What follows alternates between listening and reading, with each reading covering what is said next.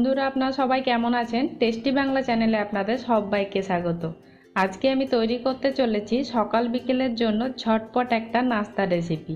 বাচ্চাদের তো পছন্দ হবে, সেই সঙ্গে ট্র্যাভেলিংয়ের জন্য খুব উপযুক্ত একটা নাস্তা রেসিপি। এটা যতক্ষণ ইচ্ছে রাখতে পারেন, কোনোভাবে এই নাস্তাটা কিন্তু শক্ত হয়ে যাবে না। অল টাইম এই নাস্তাটা কিন্তু সফট থাকবে, যতক্ষণ না এই নাস্তাটা না নষ্ট হয়ে যাচ্ছে। তো চলুন আপনার ঝটপট দেখে নিন এই নাস্তাটা কিভাবে তৈরি করবেন। প্রথমে একটা মিক্সিং বাউলের মধ্যে একটা স্ট্রেনার আমি রাখলাম। এখানে আমি 3টে মিডিয়াম সাইজের কাঁচা আলু গ্রাইন্ডারে পেস্ট করে নিয়েছি। কোনো রকম কিন্তু জল অ্যাড করা যাবে না পেস্ট করার সময়। এবার এই পেস্টটাকে আমি একটু ছেঁকে নেব, নাহলে এর মধ্যে বড় কোনো দানা থেকে যেতে পারে। তো দেখতেই পাচ্ছেন এর মধ্যে ঠিক এইরকম একটু বড় দানা থেকে গেছিল, তো এটা থাকলে অসুবিধা হতো, তাই এটাকে আমি ছেঁকে নিয়েছি। এবার এর মধ্যে আমি একটা ডিম অ্যাড করছি। ডিমটা চাইলে আপনারা বাদ দিতে পারেন, তবে দিলে টেস্টটা একটু ভালো হয়। এবার এই ডিমটা আলুর সঙ্গে খুব ভালো করে আমি নেড়ে মিশিয়ে নিচ্ছি। ডিমটা মেশানো হয়ে গেলে এবার এর মধ্যে অ্যাড করছি অল্প পরিমাণে একটু হলুদ গুঁড়ো, আর দিচ্ছি একটু আমি কাসুরি মেথি। এরকম একটু কিছু ডালপালা থেকে গেছে, তাই এটা একটু আমি বেছে নিচ্ছি। তো কাসুরি মেথিটা অ্যাড করে নিলাম। কাঁচা লঙ্কা কুচি, ঝালটা নিজেদের স্বাদ মতো অ্যাড করবেন এবং লবণটাও নিজেদের স্বাদ মতো অ্যাড করে নেবেন। আর এখানে একটা মিডিয়াম সাইজের পেঁয়াজ কুচি নিয়েছি। এবার সব কিছু খুব ভালো করে নেড়ে আমি একটু মিশিয়ে নিলাম।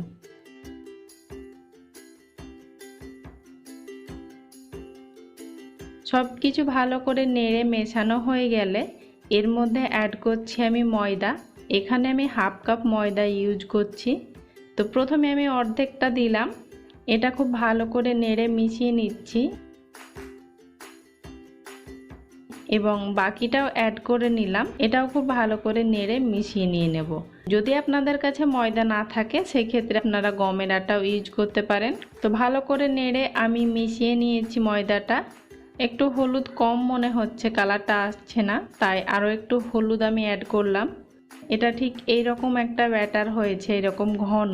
তো আপনাদের কম বেশি ময়দা লাগতে পারে, আপনারা একটু বুঝে অ্যাড করবেন। দেখতে পাচ্ছেন ঘনত্বটা ঠিক এরকম হয়েছে। এটা রেস্টে কোনো রকম রাখার প্রয়োজন নেই, এটা সঙ্গে সঙ্গেই আমি নাস্তাটা তৈরি করে নেব। এবং যেহেতু এর মধ্যে আলু আছে, তো বেশিক্ষণ রেস্টে রাখলে এই মিক্সচারটা কিন্তু কালো হয়ে যেতে পারে। এখানে একটা আমি ফ্রাই প্যান নিয়েছি। এই ফ্রাই প্যানটা যখন খুব ভালো করে গরম হয়ে আসবে, তখন এর মধ্যে সামান্য পরিমাণে একটু ভেজিটেবল অয়েল ব্রাশ করে নিলাম। এবার এর মধ্যে এখান থেকে কিছুটা ব্যাটার আমি দিয়ে নিলাম। আপনারা নিজেদের পছন্দ মতো কম বেশি ব্যাটার ইউজ করতে পারেন। এবার এটাকে একটু এরকম ঘুরিয়ে ঘুরিয়ে ধোসার মতো বড় করে নেব। তবে ধোসার মতো ততটা পাতলা এটা করতে হবে না, এটা একটু মোটা টাইপের হয়ে থাকবে। তো আপনারা নিজেদের পছন্দ মতো এই নাস্তাটা ছোট বড় করে তৈরি করে নিতে পারেন। দেখতে পাচ্ছেন ঠিক এরকম একটু মোটা হয়েছে। তো এটা ঠিক এইভাবেই বেশ কিছুক্ষণ হতে থাক। যখন দেখবেন ঠিক এরকম উপর থেকে একটু ড্রাই হয়ে এসেছে, তখন এটাকে আমি একবার উল্টে নিচ্ছি।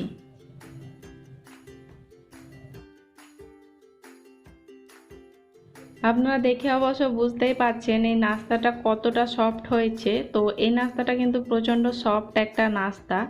যেহেতু এটা আমার ভাজা হয়নি, তাই আমি সাইড থেকে আরও কিছুটা ভেজিটেবল অয়েল দিয়ে নিলাম। এবং খেয়াল রাখতে হবে এই নাস্তাটা ভাজার সময় গ্যাসের ফ্লেমটা যেন লো ফ্লেমে থাকে, নাহলে খুব তাড়াতাড়ি এটা পুড়ে যেতে পারে। তো এটা একটু সময় নিয়ে ভেজে নিতে হবে। তো এই নাস্তাটা ঠিক এরকম একটু লাল লাল করে আমি ভেজে নিয়েছি। আপনারা নিজেদের পছন্দ মতো কম বেশি করে ভেজে নিতে পারেন। তো এই নাস্তাটা আমার ভাজা হয়ে গেছে, এটাকে আমি তুলে নিলাম। আরও একটা নাস্তা আমার তৈরি করা হয়ে গেল, আমি এটাকেও তাওয়া থেকে তুলে নিচ্ছি। এখানে টোটাল আমার 3টে এই নাস্তা তৈরি হয়েছে। তো আপনাদের এবার আমি সার্ভ করে দেখাচ্ছি। আপনারা ঠিক এইভাবেও সার্ভ করতে পারেন, অথবা এটাকে এইভাবে রোল করে নিতে পারেন এবং এর মাঝখানে আপনারা একটু সস বা জেলিও অ্যাড করতে পারেন। তো আমি এটাকে ঠিক এইভাবেই কিছু না দিয়ে রোল করে নিলাম। আর এখানে আমার যেহেতু 3টে হয়েছে, তো 3টেই আমি এইভাবে রোল করে নিয়েছি। আপনারা নিজেদের পছন্দ মতো যে কোনোভাবে সার্ভ করতে পারেন এবং এই নাস্তাটা বিশেষ করে বাচ্চাদের খুব পছন্দ হবে, যেহেতু এটা খুব সফট একটা নাস্তা। আর এটা বিশেষ করে ট্র্যাভেলিংয়ের জন্য খুব ভালো, যেহেতু এটা সফট নাস্তা, এটা শক্ত হয়ে যাবে না। তো আশা করছি আজকের এই রেসিপিটা আপনাদের ভালো লাগবে। রেসিপি যদি ভালো লেগে থাকে প্লিজ একটা লাইক করবেন। ফিরবো এরকম আরও সহজ কিছু রেসিপি নিয়ে। ততক্ষণ সবাই ভালো থাকবেন, সুস্থ থাকবেন। বাই।